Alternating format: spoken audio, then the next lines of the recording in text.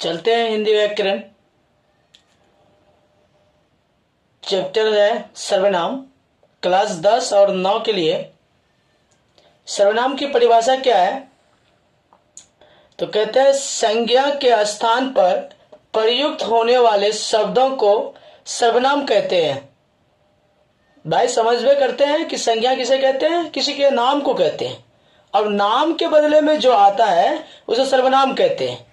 जैसे राम जाता है तो राम को हटा करके बोल में लिखूंगा कि वह जाता है या यह जाता है, या तुम जाते हो या हम जाते हैं। यह सर्वनाम की परिभाषा है, जो नाम के बदले में आता है उसे सर्वनाम कहते हैं। ठीक है। अब कहता है क्वेश्चन क्या है कि सर्वनाम के कितने भेद हैं भाई? तो सर्वनाम के 6 भेद हैं। पुरुषवाचक, निश्चयवाचक, अनिश्चयवाचक, संबंधवाचक, प्रश्नवाचक सर्वनाम और निजवाचक सर्वनाम। ठीक है।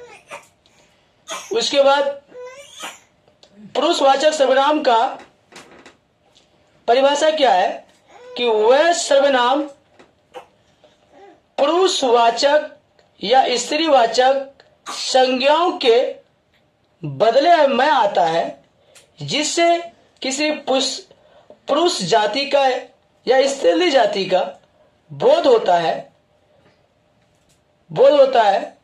उसे क्या कहते हैं? पुरुषवाचक कहते हैं। जिसे किसी व्यक्ति का या व्यक्ति का बोध होता है, क्या कहते हैं भाई? उसे पुरुषवाचक सर्वनाम कहते हैं।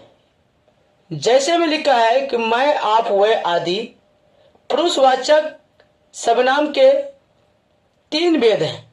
उत्तम पुरुषवाचक या उत्तम पुरुष, मध्य पुरुष, अन्य पुरुष। निश्चयवाचक सर्वनाम, जिससे किसी निश्चित व्यक्ति, वस्तु या भाव का बोध हो, उसे निश्चयवाचक सर्वनाम कहते हैं। जिससे किसी का जरूरी वाली बात हो, जैसे यह, वह, ए, वह आदि। अनिश्चयवाचक सर्वनाम, जिससे किसी अनिश्चित व्यक्ति या वस्तु या भाव का बोध हो, उसे अनिश्चयवाचक सर्वनाम कहते हैं। जैसे में कोई या कुछ, ऐसी का अर्थ होता है।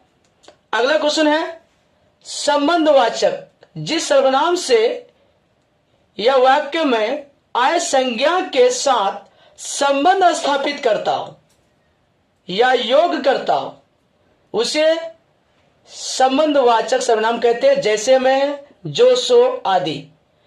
प्रश्नवाचक सर्वनाम, जिस सर्वनाम का प्रयोग प्रश्न के लिए किया जाता है।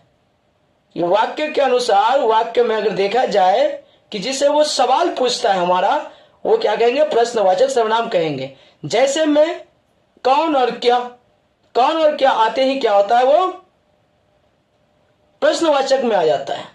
निजवाचक सर्वनाम, जिस सर्वनाम से स्वयं या निज या निजी का बोध हो, उसे निजवाचक सर्वनाम कहते हैं। जैसे मैं, भाई, स्वयं या आप, ये दोनों के अलावा और कोई नहीं।